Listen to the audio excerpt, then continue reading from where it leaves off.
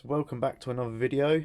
This is just a quick one on what to look for if you have spark, compression and fuel, but you're still getting no start, not even a slight pop off. And this is on pretty much anything, any equipment.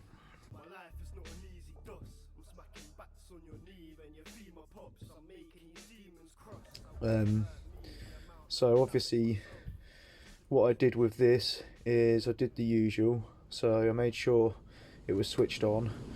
I sprayed some carb spray down the throat of the carb. Tried starting it and it wouldn't even lick off, not even slightly. So I thought, well, that can't be a fuel issue then, because if it was a fuel issue then it would have licked off once I did that. So obviously I thought it could be compression.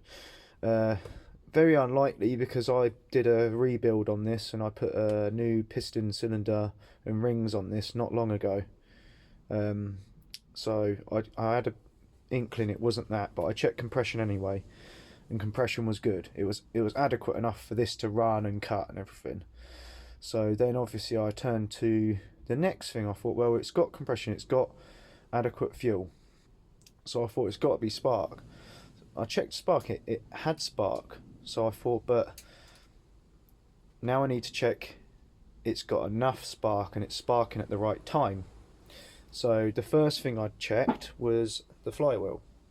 So I pulled off the recoil, popped off the flywheel, had a look. These have a built-in key, they have a built-in timing key, and this one was sheared.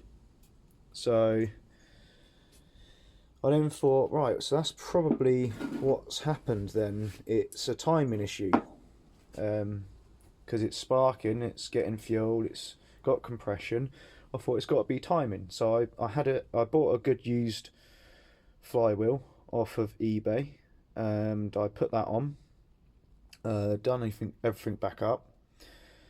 Still had the same problem. Still wouldn't even lick off. So I thought, right, well, there's only one more thing it could be that I haven't checked yet. And I thought, the coil. Because that's the only other thing it could be. I tried more than one spark plug, brand new NGK ones as well. So I knew it weren't that, and it was getting spark. I could see clear spark on it, but it just, when I checked it again, I could see it didn't look like it was sparking quite right or quite strong enough. So I thought it must be the coil then. You know, these just go bad, and everyone says get a multimeter out and stick the multimeter on them and that will show you what's good and bad. It don't, quite frankly. It just doesn't tell you nothing in my eyes. The only time you can tell if one of these is bad is if it's on a machine and it's either not starting how this chainsaw wasn't, or once it gets hot it will stop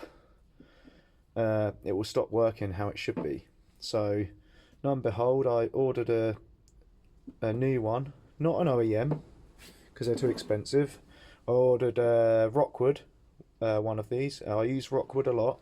I use Rockwood cylinders and everything, and I've never had a problem with them. So I ordered one of these, a Rockwood one. I think it was about 13 quid off eBay for a Rockwood one of these. Put it on, gapped it and everything, put everything back together, stuck the choke on, stuck fuel in it. I had to put a new fuel line in it anyway, because that had been pinched somehow and was knackered. So I put a new fuel line in it as well. Put fuel in it, choked it, and after 2 pulls it popped off, turned the choke off, and it started and ran how it should. And now it's running mint, and it's good because we need this on a job soon. This is our little personal chainsaw we use on little jobs. So that's a quick video on if you have spark, compression and fuel but you're still getting a no start issue.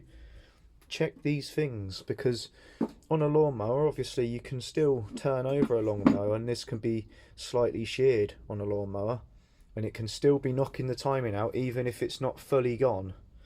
So still give it a visual inspection. And on a lawnmower it's easier because the wood rough key is separate to the flywheel, whereas on these it's the whole flywheel.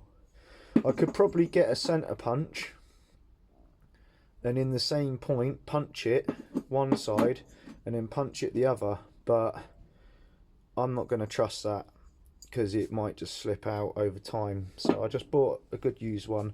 But like I say, on a lawnmower you can just replace the key, which is like, if you get a whole box of them, ends up only being a few quid.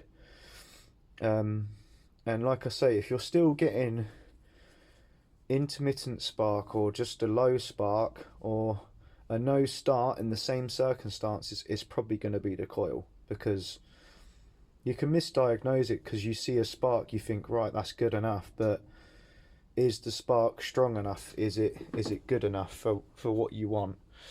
So it's just a quick video on that. If you've got all three and you're still getting starting issues, that's what I'd check if I was you. So hope you enjoyed that quick video on a Husqvarna 141.